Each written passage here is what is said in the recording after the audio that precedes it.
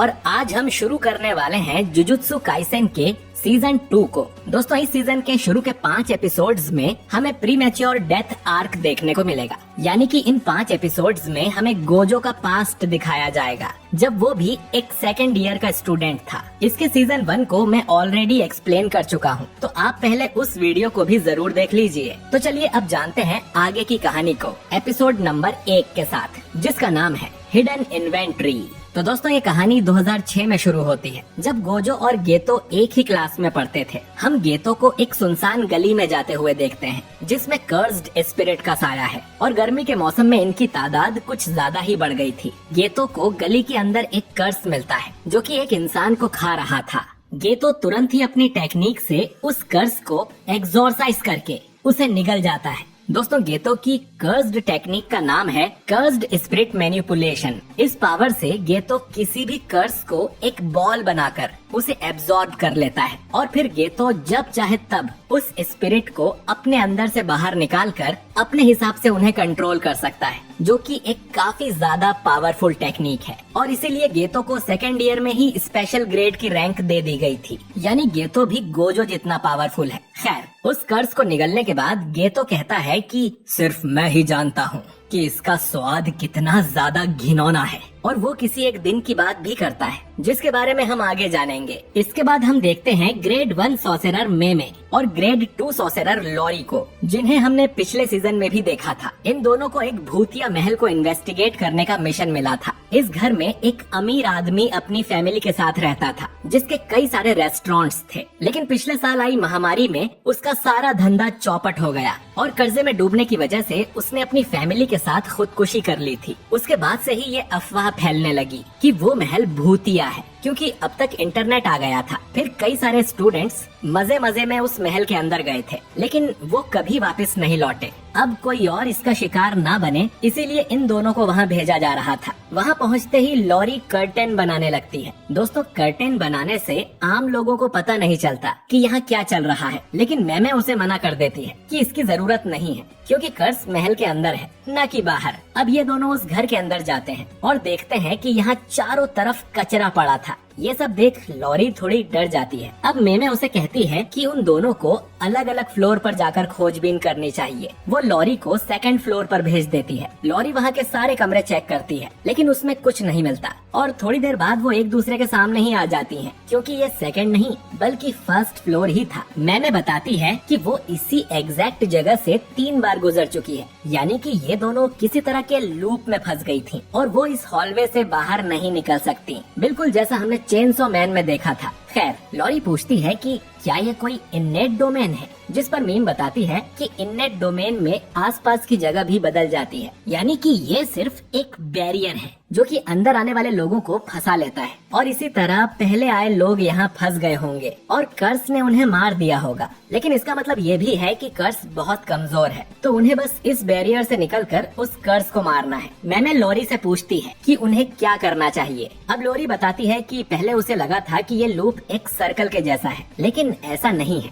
बल्कि ये एक सीधी लाइन की तरह है, जो कि ट्रेन के डिब्बों की तरह एक दूसरे से जुड़ता जाता है। तो लॉरी के हिसाब से अगर ये लोग बहुत तेजी से एक एक दिशा में भागे तो डिब्बों को जुड़ने का टाइम नहीं मिलेगा और ये लोग बैरियर को तोड़कर बाहर निकल जाएंगे। मैंने लॉरी के इस आइडिया को 100 में से 90 नंबर देती है, क्योंकि एक साथ भागने की जगह इन दोनों को अलग अलग डायरेक्शन में भागना चाहिए, जिससे बैरियर और जल्दी टूट जाएगा। अब ये दोनों ऐसा ही करती हैं और लॉरी को लगता है कि वो लोग कामयाब हो रही हैं, लेकिन फिर बैरियर के साथ साथ ये पूरा मेंशन भी टूटकर गिरने लगता है और लॉरी किसी तरह उससे बाहर कूद जाती है। बाहर वो अपने जूनियर गोजो को देखती है, जो कि उसे बचाने आया था। दोस्तों असल में इन दोनों को बैरियर के अंदर टाइम का पता नहीं लग रहा था और ये 2 दिन से वहाँ फंसी हुई थी, इसीलिए गोजो और गेतो को इन्हें बचाने यहाँ भेजा गया है। गोजो लॉरी का मजाक उड़ाते हुए कहता है कि रोना बंद करो, अब मैं आ गया हूँ। जो सुन लॉरी गुस्सा हो जाती है और तभी इस महल का कर्स इसके पीछे प्रकट होता है,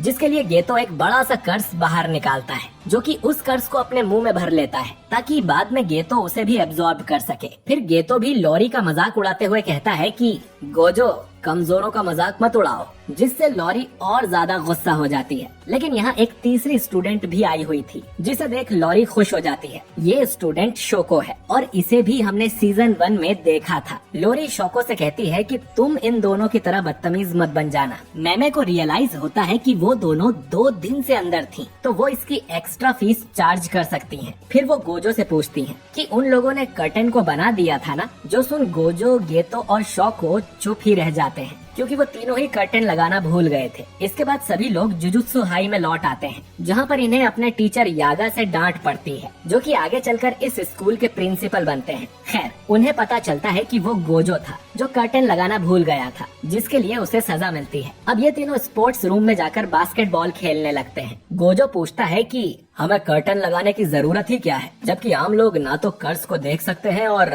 ना ही कर्स्ड टेक्निक्स को। गोजो ये भी कहता है कि कमजोर लोगों को बचाना काफी थकाने वाला काम है, जिस पर गेतो बोलता है कि जुजुत्सु सॉर्सरर का काम ही यही है कि वो आम लोगों की रक्षा करे। गोजो गेतो के आदर्शों का मजाक उड़ाता है, जिससे दोनों में टेंशन बढ़ने लगती है और ये देख शोको यहाँ से निकल जाती है। अब गेतो गोजो से लड़ने के लिए एक कर्स को बाहर निकालता है और उससे कहता है कि चलो ये मामला बाहर चलकर निपटाते हैं। लेकिन तभी टीचर यागा यहाँ आ जाता है, जिसे देख ये दोनों दिखावा करते हैं कि वो तो बस कसरत कर रहे थे। यागा बताता है कि वो इन दोनों को एक नए मिशन पर भेज रहा है। दोस्तों, सीजन 1 में मैंने बताया था कि स्कूल में 1000 साल का सॉर्सरर है, जिसका नाम है मास्टर टेंजन। टेंजन की कर्स टेक्निक के कारण वो अमर है, लेकिन उसका शरीर फिर भी बूढ़ा होता रहता है और हर 500 साल के बाद उन्हें अपने शरीर को बदलकर टेक्निक को रिफ्रेश करना पड़ता है। अगर वो ऐसा नहीं करते तो उनकी टेक्निक उनके बूढ़े शरीर को चेंज करने लगती है, जिससे वो खुद का कंट्रोल खोकर इंसानियत के लिए खतरा भी बन सकते हैं। और इस बार टेंजन जिसके साथ अपना शरीर मर्ज करने वाला है,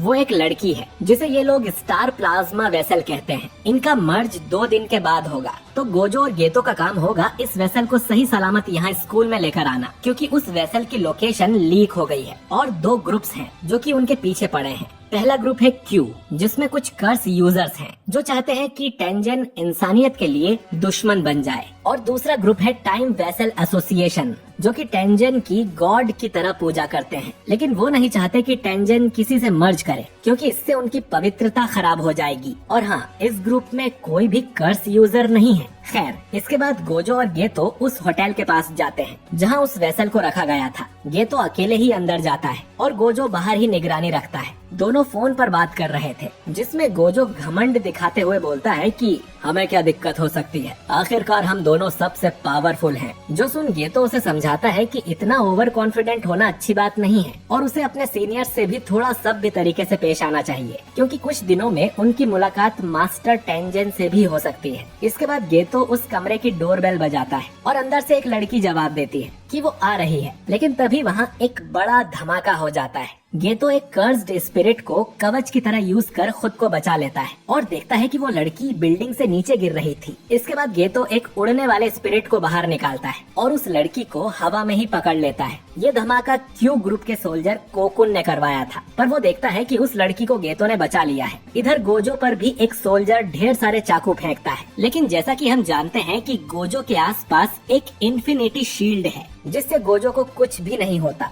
ये सोल्जर गोजो को पहचान लेता है, क्योंकि उसने गोजो के नाम के काफी चर्चे सुने थे और वो गोजो को लड़ने के लिए चैलेंज करता है। गोजो इसके लिए मान जाता है, लेकिन एक शर्त पर कि वो इस सोल्जर को तब तक नहीं मारेगा जब तक वो उससे रहम की भीख न मांग ले। पास ही की एक बिल्डिंग में हम 2 लोगों को बात करते हुए देखते हैं। इनमें एक आदमी कॉन्ग बताता है कि उनके ग्रुप टाइम वेसल एसोसिएशन में कोई कर्स यूजर नहीं है जो जुजुत्सु सॉर्सरर से लड़ सके, लेकिन उनके ग्रुप के पास पैसा बहुत सारा है और इसीलिए उन्होंने एक कॉन्ट्रैक्ट किलर को हायर किया था उस लड़की को मारने के लिए। कॉन्ग इस किलर को जेनिन नाम से बुलाता है। ये किलर कहता है कि अब उसका नाम जेनिन नहीं है, बल्कि फुशिगिरो है और वो उनका ये काम जरूर कर देगा और ये एपिसोड यहीं पर खत्म हो जाता है। तो दोस्तों जेनिन और फुशिगिरो नाम सुनकर तो आप समझ ही गए होंगे कि ये आदमी आखिर कौन है, लेकिन स्पॉइलर की खातिर मैं अभी चुप ही रहूंगा। बाकी आप कमेंट करके बताइए कि आपको सीजन 2 का ये पहला एपिसोड कैसा लगा, और अगर आप चाहते हैं कि मैं आने वाले एपिसोड्स भी एक्सप्लेन करूं तो कमेंट बॉक्स में